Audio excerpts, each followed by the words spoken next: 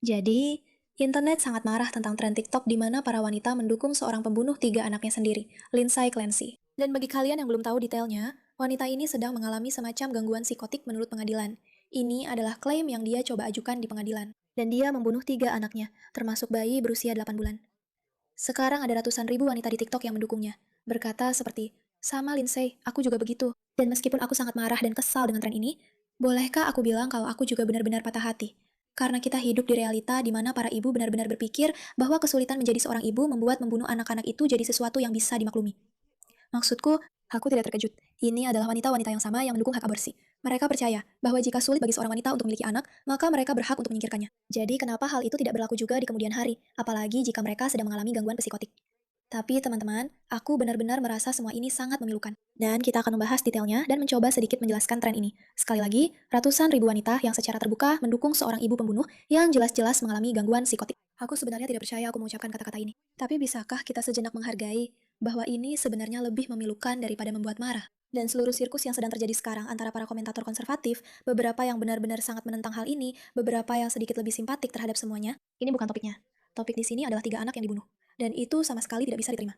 Dan teman-teman, kita akan membahas detail tentang apa yang terjadi.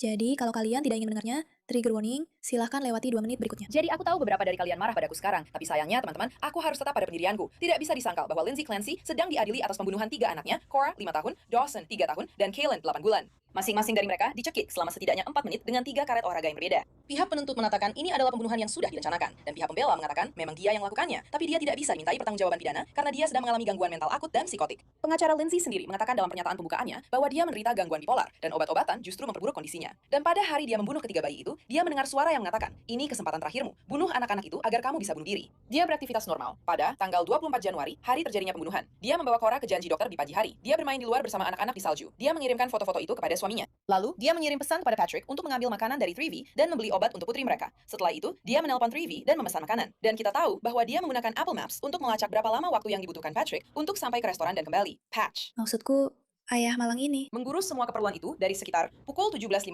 sampai 18.09.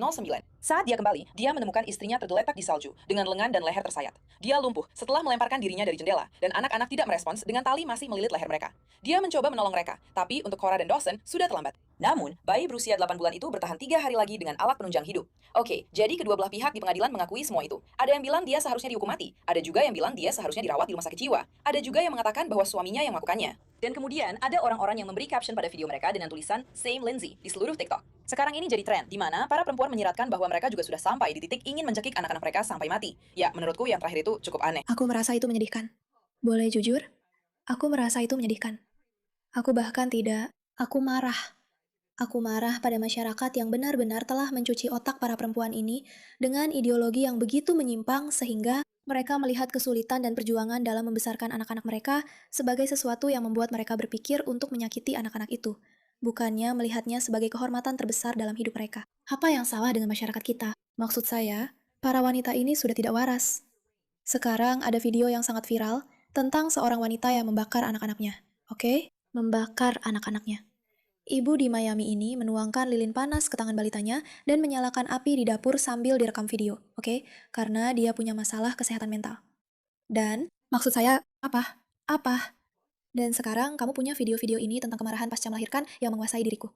Jadi, kamu punya omong kosong kekanak-kanakan yang penuh sandiwara dan egois dari seorang narsisis teatrikal yang akan membuat semua orang benar-benar marah. Seperti, ini yang harus aku lakukan untuk mengatur emosiku. Aku harus bertindak dengan kekerasan karena aku sedang sangat kesulitan. Apakah kita benar-benar sudah sampai pada titik, seperti benar-benar sampai pada titik di masyarakat, bahwa perempuan tidak bisa mengatur emosi mereka cukup baik untuk menghadapi kenyataan bahwa menjadi ibu itu sulit tanpa harus gemetar di depan kamera? Dia perlu melemparkan potongan-potongan es ini dengan marah untuk memuaskan kebutuhan destruktif yang dia rasakan.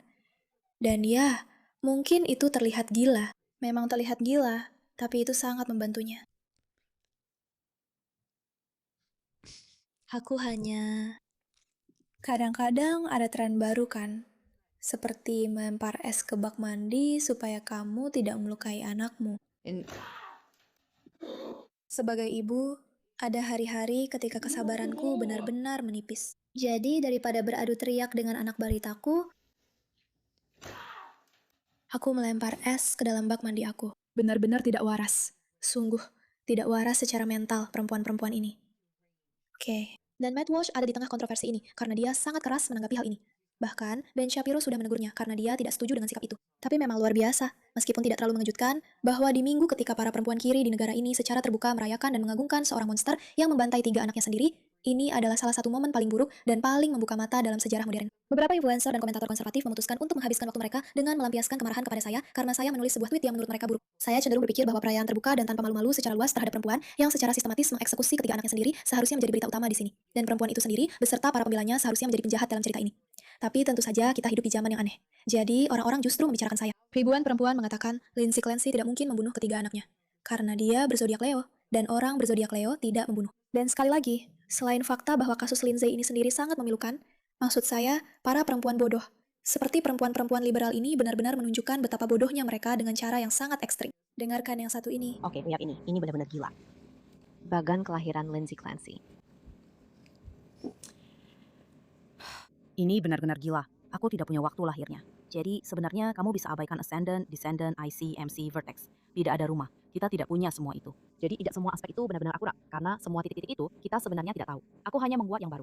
Tapi pertama-tama, Kita perlu menunjukkan. oke, jadi kalau ada apa-apa di sini. Dia punya node bumi ke Aquarius. Node selatan di Leo. Dia sedang mengalami natal return sekarang. Sudah lama, tapi aku harus muncul di sini hanya untuk mengatakan bahwa aku sudah mengikuti persidangan Lindsay Clancy ini, terutama sebagai seorang ibu dari 2 anak yang pernah mengalami banyak masalah kesehatan mental pasca persalinan. Dan kamu tahu, aku mengikuti semua bagian kelahiran, tanggal lahir, dan zodiak mereka. Dia yang melakukannya. Dia yang melakukannya. Dia yang melakukannya. Dia pria Gemini, ulang tahunnya 15 Juni. Aku wanita Gemini, ulang tahunku 14 Juni. Izinkan aku memberi contoh lain tentang seperti apa pria Gemini itu. Juga ulang tahun 14 Juni. Pria dan wanita itu berbeda. Inaplah itu. Tolong jangan hakimi aku. Donald Trump.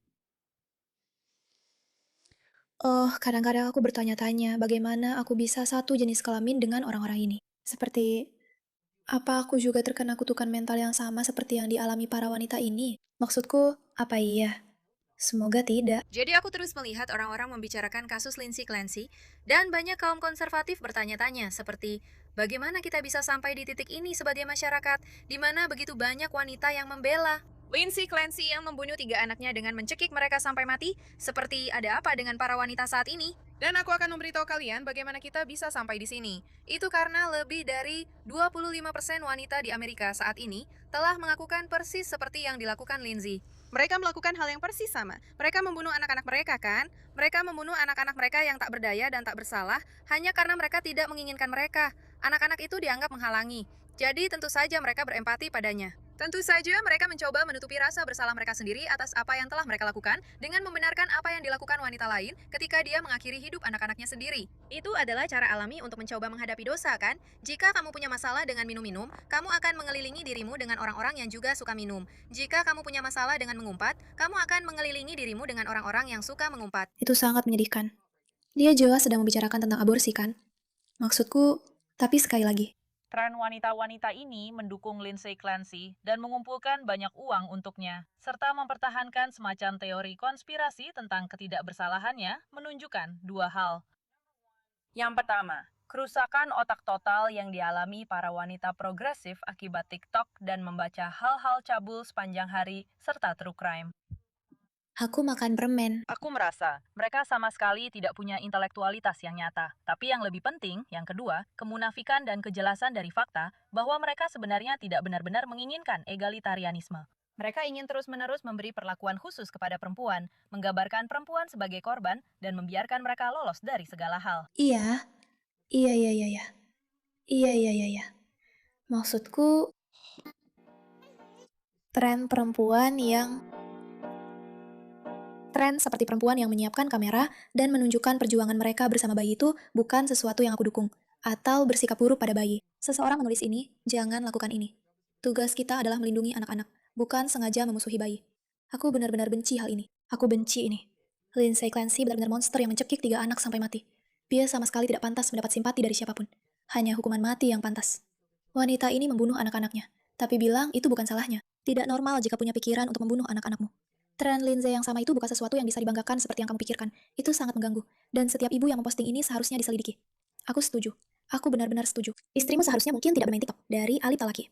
Banyak orang kesulitan dengan hal ini. Biar aku pertegas lagi, TikTok memang dirancang khusus untuk menargetkan perempuan dengan konten negatif, menipu, dan membuat kecanduan serta marah. Itulah kenapa mereka membela kasus Lindsay Clancy dan dia dihapus. Meskipun ada wanita trans yang berhubungan dengan seks, sebaiknya memang tidak berada di sana. Aku bersyukur punya tim yang mengunggah cuplikan podcastku di sana. Aku memang merasa penting untuk menyajikan sudut pandang alternatif. Dan aku sama sekali belum pernah masuk ke aplikasi itu seumur hidupku. Dia mengakui telah membunuh ketiga anaknya, dan $767.000 masih berhasil dikumpulkan. Maksudku, Timpul, ini adalah evolusi berikutnya yang jelas dalam perdebatan aborsi. Denganku. Lebih banyak Pikiran video saya yang tidak bersifat pernah berhenti. performatif tentang betapa sulitnya menjadi seorang ibu. Keadilan untuk Lindsay Clancy. Maksudku, lihat ini. Ini jelas buatan AI ya, dan tentu saja tidak mengejutkan bahwa Code Pink yang mendukungnya. Organisasi yang buruk, didanai oleh entitas teroris sungguhan, tapi para perempuan di sekitarnya mendukungnya, karena mereka memahami masalah pasca melahirkannya. Aku juga, Lindsay, aku juga. Aku benar-benar gak bisa menghadapinya. Aku benar-benar gak sanggup. Ini benar-benar sedang keren. Sama, Lindsay, aku juga. Ya, aku berusaha mengurus anak-anak. Aku merasa kewalahan setiap hari. Aku merasa bersalah karena menghabiskan uang keluarga dan gak menghasilkan apa-apa. Aku merasa aku terlalu boros. Dia yang menulis itu kan? Menangis. Aku lelah, aku takut banget. Kau sakit. Dia bayi yang sering sakit. Bayi yang sakit. Menurutmu, para wanita ini sadar dengan apa yang mereka akui? Bahwa hal yang mereka dedikasikan dalam hidup mereka, mereka mengakui bahwa ya, kadang-kadang mereka ingin membunuhnya. Apakah mereka tahu konsekuensi dari hal ini? Sekarang dia sakit dengan infeksi pada kedua Itu telinga. indah, Jelas juga ada sayang. masalah di perutnya. Ini anak yang menyedihkan. cantik. Sungguh, ini adalah momen terbaik dalam hidupmu sebagai seorang ibu. Bisa membesarkan malaikat-malaikat kecil yang indah ini yang telah diberikan kepada kita. Dan kamu malah mengeluh tentang itu. Ada apa denganmu? Itu termasuk tindakan kasar jika membiarkan bayi menangis dan tidak merespons. Tapi aku sudah mengambil keputusan. Aku melakukan itu pada Kel. Bayinya sangat cantik. Aku tidak bisa. Internet rasanya agak kelewatan buatku hari ini. Terima kasih atas perhatian kalian semua terhadap hal ini, Bata.